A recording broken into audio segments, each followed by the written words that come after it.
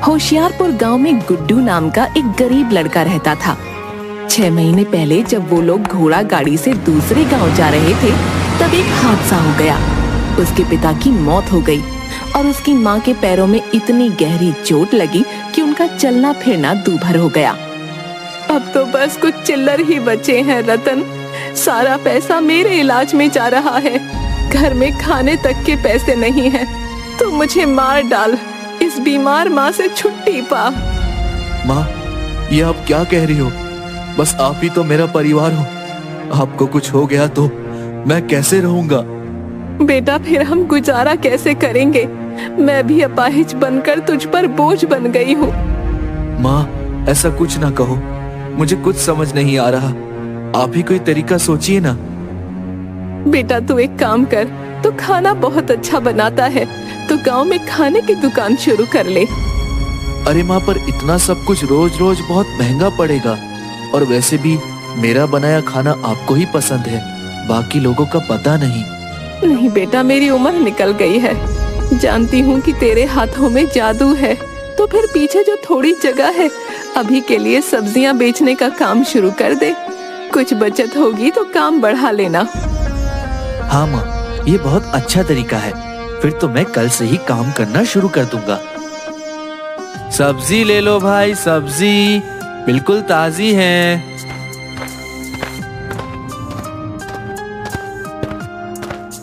हाँ बेटा गुड्डू, आज तो मुझे 1 किलो सीताफल कर दो। बहुत मन है, आज तो सांभर बनाऊंगी। हाँ।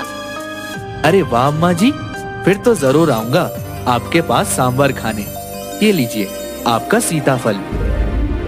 ला बेटा। धन्यवाद। सब्जी बेचकर गुड्डू के पास जो भी पैसे आते, उन पैसों से गुड्डू के घर का खर्च निकल जाता। एक दिन सुबह सुबह गुड्डू सब्जी बेचने निकल ही रहा था। माँ, मैं सब्जी बेचने जा रहा हूँ। मैंने आपके लिए खाना बना दिया है और मैं जल्दी ही आ जाऊंगा। बेटा, आज मेरे पैर और कमर में बहुत जोरों का दर्द हो रहा है। मुझे लगता है कि आज तो बड़े वैद्य जी के पास चलना ही पड़ेगा। ठीक है माँ, मैं तुम्हें ले चलता हूँ। पर बेटा, वो इलाज के लिए तो बहुत ज्यादा पैसे मांगेंगे।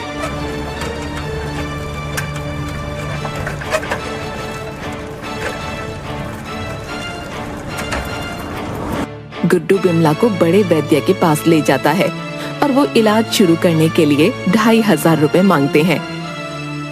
ठीक है वैद्य जी, मैं पैसों का इंतजाम कर लूंगा, पर आप मेरी माँ का इलाज जल्द से जल्द शुरू कर दीजिएगा।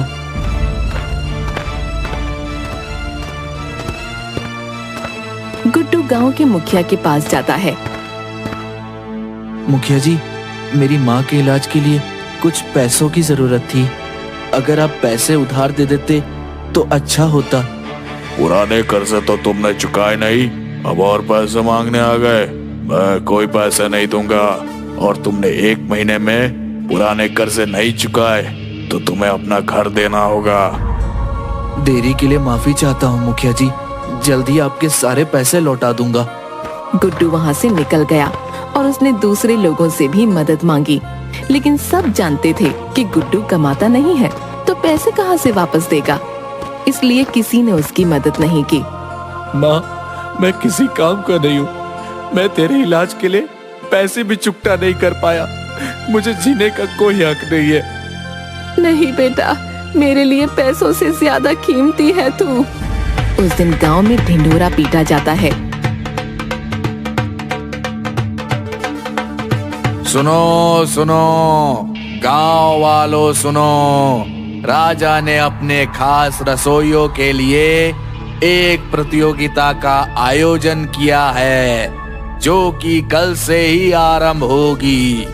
जो कोई भी उस प्रतियोगिता में विजेता होगा, उसे राजा का खास रसोइया बनाया जाएगा, और साथ ही 5000 रुपए इनाम में भी दिए जाएंगे। गुड्डू पास में सब्जी बेच रहा था।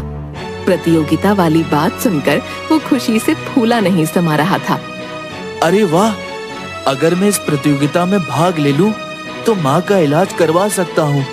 और फिर राजा का रसोई बनना भी कोई छोटी बात नहीं है। माँ, एक खुशखबरी है।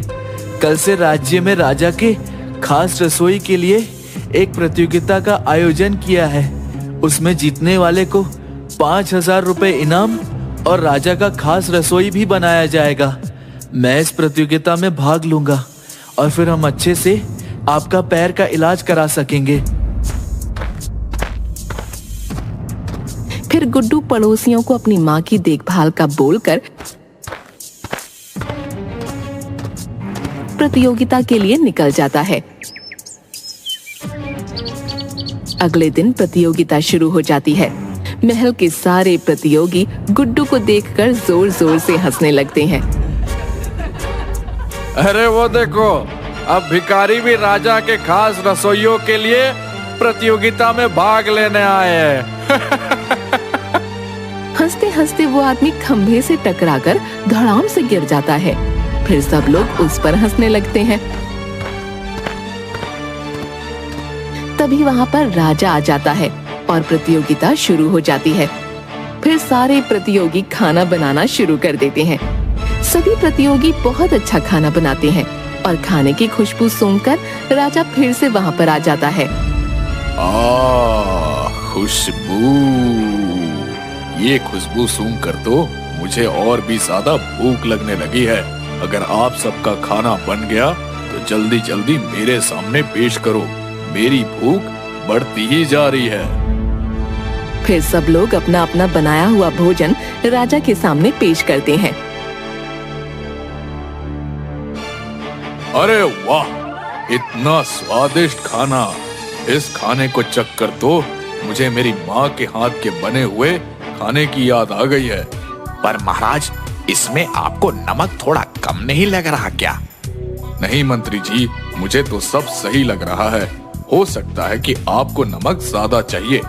एक काम करो, मंत्री जी की सब्जी में थोड़ा नमक और मिला दो। गुड्डू मंत्री की सब्जी में और नमक डाल देता है और खाना बहुत बेस्वाद हो जाता है। अरे मंत्री जी, आप इतना धीरे धीरे क्यों खा रहे हो?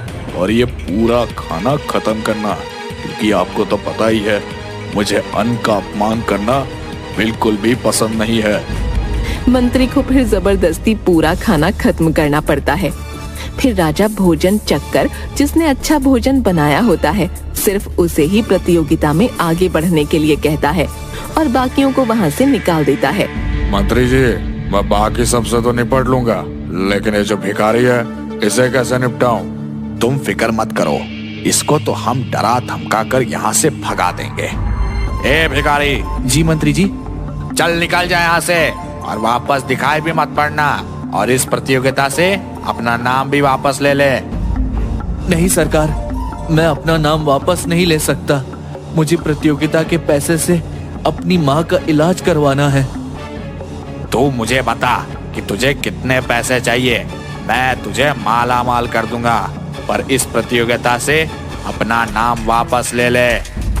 नहीं सरकार, मैं अपनी माँ से वादा करके आया हूँ और मुझे मुफ्त के पैसे नहीं चाहिए। अब तो चाहे जो हो जाए, मैं अपना नाम वापस नहीं लूंगा।